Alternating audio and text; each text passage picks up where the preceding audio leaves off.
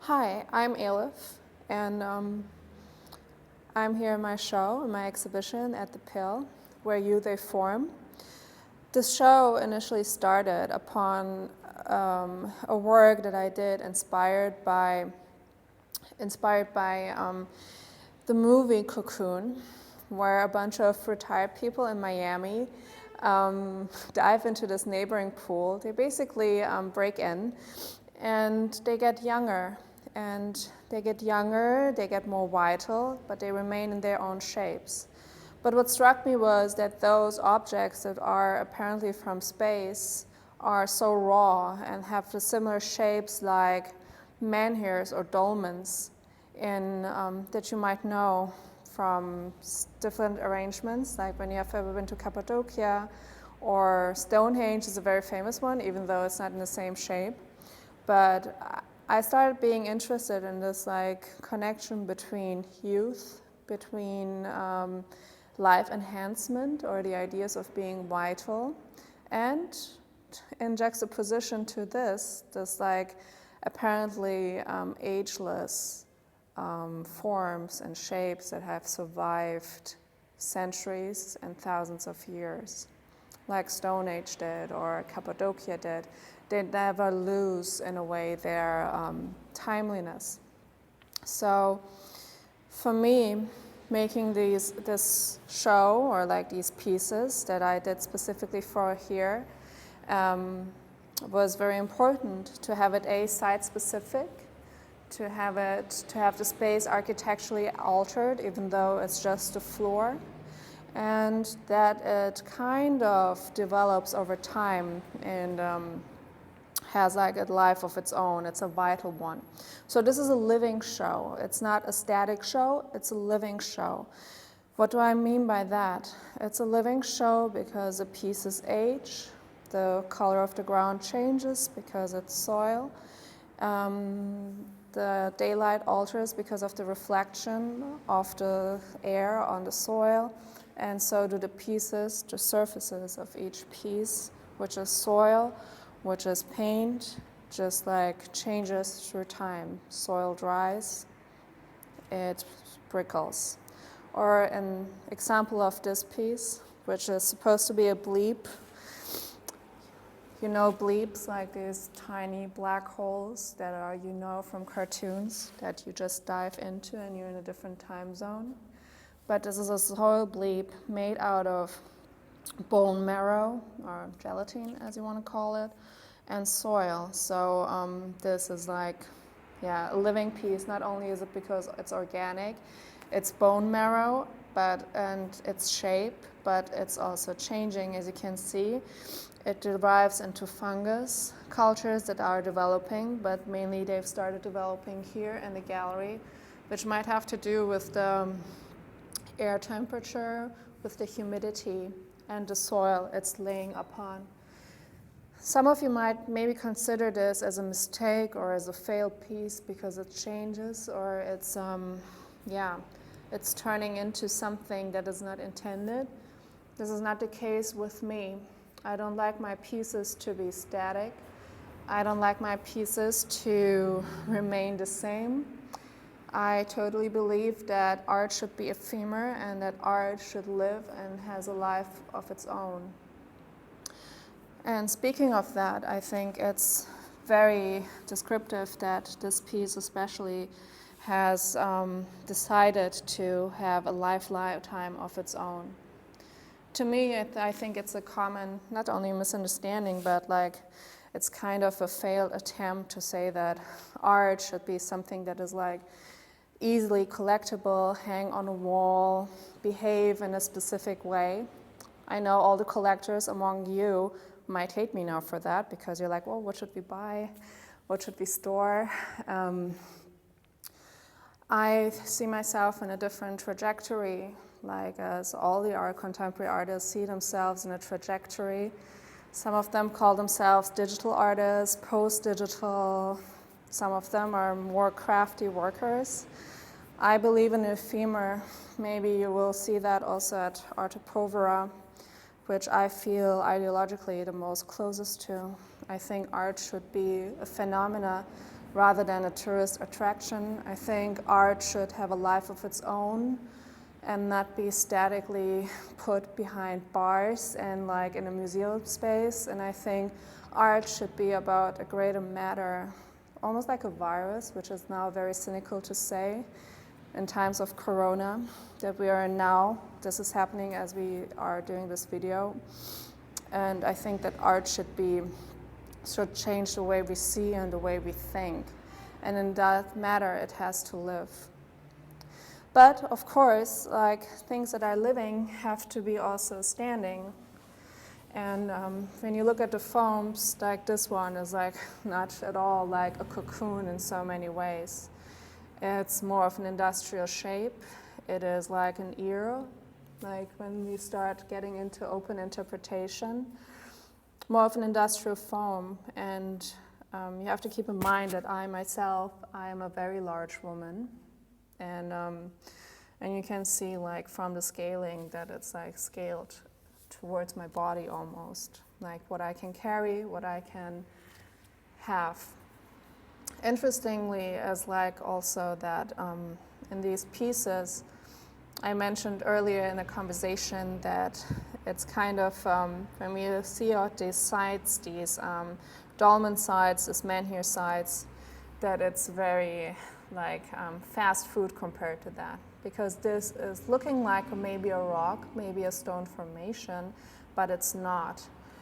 It totally takes up all the materiality from being a prop, which means it has a styrofoam inner, it has a styrofoam core. The surface is paint and soil, so I'm painting with the soil and with the paint. The reason is, on the one hand, why I chose styrofoam. Of course, it's a very handy sculptural material, but that's mostly the shallow part of it. But what's for me interesting is I think that styrofoam has as much of monumental characters as a rock does for the 21st century. This is a material that will outlive us, a material that will not age, we will die, but styrofoam won't. It's a contemporary rock. It's a contemporary dolmen that is on the same time like a relief, since it's isolating, it's helping, but it's also a curse at the same time. The piece in itself is therefore like materialistically seen a juxtaposition, because the styrofoam, which is not at all artificial, it's very artificial, but the soil is not at all artificial, and the soil itself is like the one that is living on a surface that is not living. But when we have a closer look at the surface, we cannot deny its contents, because everywhere we have these tiny bits and pieces of styrofoam. I did that on purpose. As I said, I don't want to negate the materiality that I use. I don't want to negate the materials that I'm using. And this negation itself for me would be a very baroque way of working. It would be a display. When it comes back to the question of, is this now a prop or is this a real piece? I'd say it's up to you if you want to decide that like negating an object's own materiality is a way to like reach like more of an authentic piece, or if it's part of it so much that the scaling, that the weight, and that the content itself is forming the piece itself. I chose also to put soil on the floor to frame it, because I wanted to have this originality back to the pieces. But there's also this like very metaphorical aspect, and I'm quoting the Old Testament in there, where I'm quoting actually Jacob, who says, when you ate fruit, when you ate bread, and but you're coming back to the soil.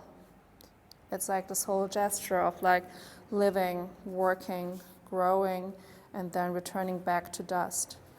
This originality finds itself in a way on the floor, as you can see it here. But if you compare the soil to that, you see it's a whole different kind of set.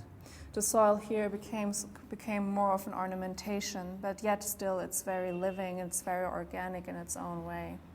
For me, it was important that when the visitors come to the show, that they feel it, that they have this materialistic aspect, that it's kind of denying this, how should I say, the sterile environment of the gallery, but that people have like this idea of wandering, of walking, that they become aware of the floor, of the ground, of the walls, and the architectural strengths of the walls itself. And in that, in so many ways, like it's goes back to almost like a Zen garden. An artist that I really like a lot and that I'm really referring to very often is when I make pieces is Noguchi and his idea of a garden. So you can also see this exhibition as a garden, but like what kind of garden is it? Is it like a dolmen garden? It plays, of course, with that. It's riffing upon that. But then when we walk around further and we look at the pieces and we go back to the floor, we see one thing that is like very unspecific for a Zen garden and for a gardening moment, and which is basically, not basically, but more likely one of the main pieces in the show, which is also against like the logic of it, is the casts of my own body fragments. And this goes back to this whole moment of like where we come from, where we live, and how we return back. Those casts are one-to-one casts. When I'm casting, I'm not trying to replicate an original material like my hand, or like, let's say when I casted even shirts. For me, the proximity was very important, as I see the cast and the casted object as a witness of a performance, of a reaction. And you have that here very nicely seen in this hand, which on the one hand, I mean, of course, it's my hand, you can derive it from the scaling of it, but when you look closer to it, you see that the materials have reacted, which has to do mostly with the fact that when I cast, I mostly use plaster. I bandage the hand with plaster bandages, and then I pour the tin, the lead and the tin mixture directly into it, which means it reacts with the surface of the plaster. You can see that here, like in these like little shreds where it's burned, and you see the texture of it, and then you have the heat, the burning, and then you have very, very strong and very, very, how should I say, what would be the right word now? Very, representational and very original parts of my skin and the texture of my skin. And that's how I think casting should be. It's like its own documentation of the process, of the materiality, of the texture itself. You see that also here, like in the face, which is just the lower part of my face. And yet again, here a very important material finds its way back into the show, is the bone marrow that I used also here to cast. It's a mixture of bone marrow and lead. And I just chose to have the lower part of my face because I think nose, smelling, and language and talking are main elements of this show too, like how you smell and how you talk about it.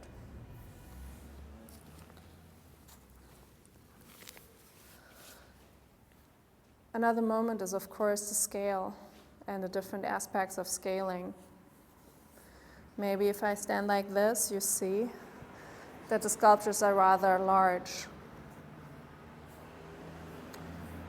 That like it's scaled according to my body and the physical abilities of mine. But in the end, all this doesn't matter.